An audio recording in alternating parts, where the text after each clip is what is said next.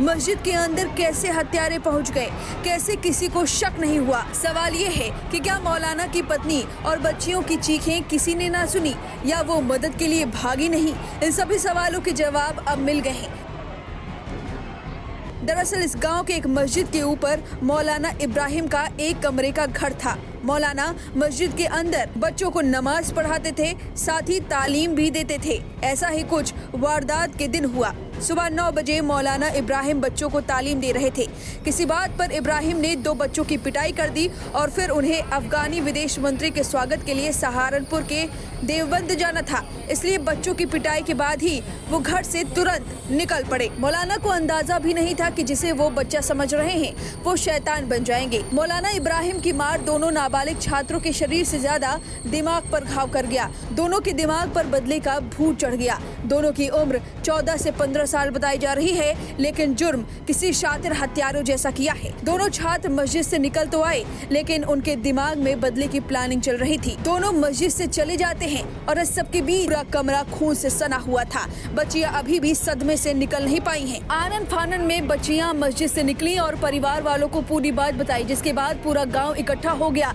गाँव में हड़कंप मच गया और गाँव वालों ने जब देखा तो वो भी सन्न रह गए। इसके बाद मौलाना इब्राहिम को फोन करके पूरे मामले की जानकारी दी गई और साथ ही पुलिस को भी बुला लिया गया। पुलिस ने शवों की पोस्टमार्टम करानी चाहिए, लेकिन लोगों ने गुस्सा जाहिर किया और फिर मौलाना इब्राहिम घर पहुंचते हैं और पुलिस का शक सबसे पहले मौलाना इब्राहिम पर जाता है, क्योंकि घर का सीसीटीवी बंद था, लेकिन एक सीसीटीवी जो मस्जिद के बाहर लगा हुआ था वो चालू था। और यही वजह है कि पुलिस मात्र 6 घंटे में आरोपियों तक पहुंच पाई है। मस्जिद के गेट पर लगे सीसीटीवी और आसपास के सीसीटीवी को चेक किए गए। इसमें 2 छात्र मस्जिद के बाहर टहलते हुए दिखाई दिए, फिर 12:30 बजे मस्जिद के अंदर घुसते हुए नजर आए। यानी करीब 4 घंटे। 9 बजे ये बच्चे मार खाते हैं और 4 घंटे बाद वापस मस्जिद के अंदर घुसते हुए दिखाई देते हैं। और फिर इन्हीं बच्चों पर शक करके पुलिस ने इन्हें धर दबोचा और फिर शुरुआत में तो आनाकानी करते दिखे, बाद में इन्होंने पूरा जुर्म पुलिस के सामने कबूल लिया।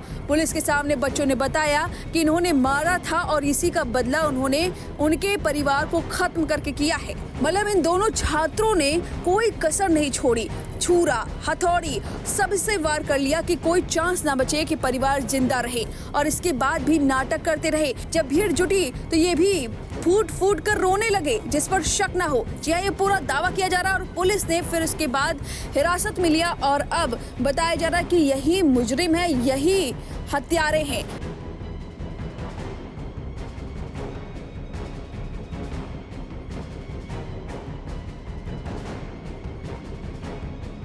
बागपत वाला जो मामला है ट्रिपल मर्डर का, इसमें क्या है? एक मेरी छोटी बहन थी, 2 भांजियाँ थी, इनका कत्ल किया गया है।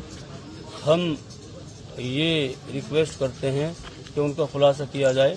जिन 2 बच्चों को पेश किया जा रहा है, मैं ये समझता हूँ ऐसे छोटे बच्चे बगैर किसी और सहारे के अपने बलबूते पर एक काम अंजाम नहीं दे सकते। तो पुलिस की कार्रवाई से आप कहाँ तक संतुष्ट हैं? मतलब मैं बिल्कुल मुतमईन नहीं हूँ, क्योंकि पुलिस वो बच्चे कह रहे कि हमसे पीट कर कहलवा रहे और खुद मेरे सामने बच्चों की पिटाई करी है। जब वो ये इस बात को कह रहे हैं तो मैं कैसे मुतमईन हो जाऊंगा? मांग क्या है आपकी? मांग ये है कि मैं सीबीआई जांच चाहता हूँ और पानी का पानी और दूध का दूध निखर कर आए सामने। तो बच्चों को आपके सामने पीटा गया? मेरे सामने मारा है बच्चों को पुलिस ने? अच्छा, मैंने जब भी कहा पुलिस से, आप क्या कर रहे हो? ये आप खुलासा थोड़े ये बच्चे कैसे कर देंगे इतना बड़ा काम? पुलिस वाले गुस्से में आ गए, हमें बाहर निकाल दिए। आप उनके मृतक कौन लगते हैं? मैं भाई हूँ।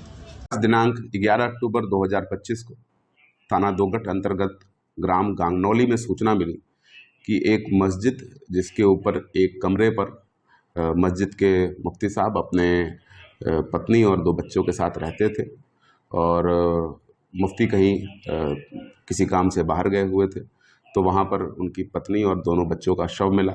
इस घटना पर तत्काल थाना police, CO broth, additional SP मेरे और स्वयं डीआईजी महोदय के द्वारा भी घटनास्थल का निरीक्षण किया गया और तत्काल घटना के सफल अनावरण के लिए 7 टीमें लगा दी गई।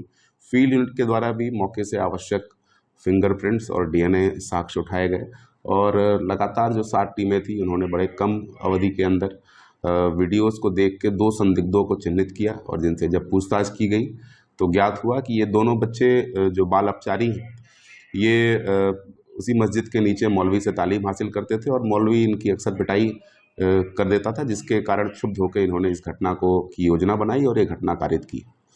इन दोनों बाल अपचारियों के निशानदेही से घटना में प्रयुक्त हथौड़ा और छुरी बरामद हुआ है।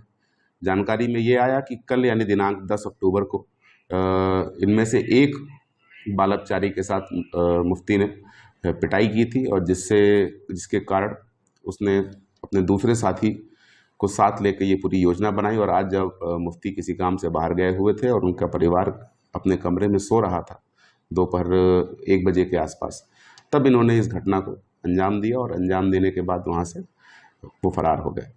बड़े ही कम अवधि में पूरी बागपत पुलिस की टीम, एसओजी सर्विलांस और तमाम 6 थानों की टीम ने इस पूरी घटना को वर्कआउट किया है और दोनों बाल अपचारियों को अपनी कस्टडी में लिया है। थाना दोगट पर वादी की तहरीर पर अभियोग पंजीकृत करके आवश्यक विधिक कार्रवाई की जा रही है।